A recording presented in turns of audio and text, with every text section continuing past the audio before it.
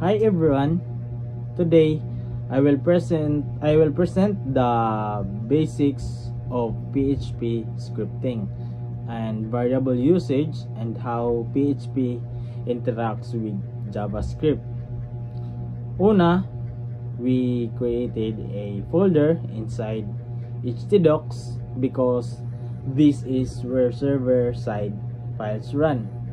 And then we created index.php, type our basic PHP script, save it, and open it in the browser. And ang iyang output is, welcome to my PHP, or welcome to my first PHP script. And this demonstrates that PHP is executed on the server and only result in displayed in browser like HTML. And next, we modified index.php to use variables such as name, age, course, and student status. After saving and reloading, the browser displayed the user information.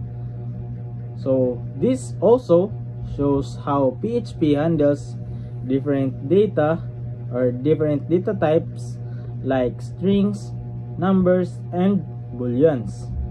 And the next part is we added a JavaScript to the page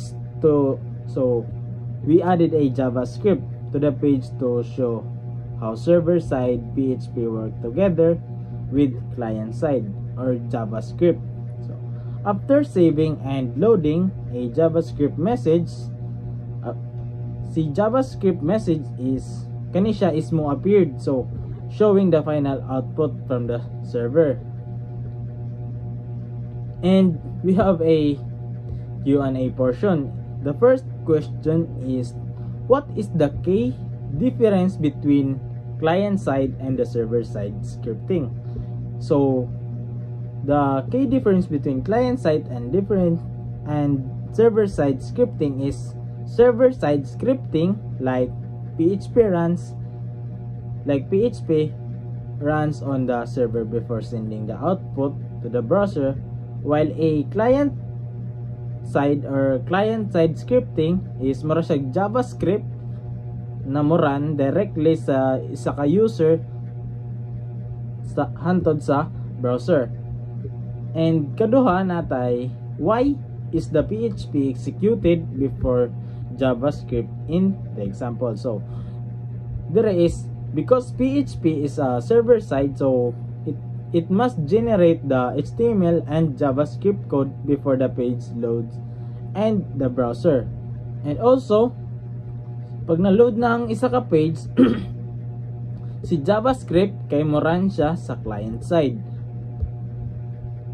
And katulong nga question is, what happens if the Apache or the server is turned off? So the answer is, PHP files will not run, and also the browser may show raw PHP code or an error message saying the script cannot be processed because no server is available.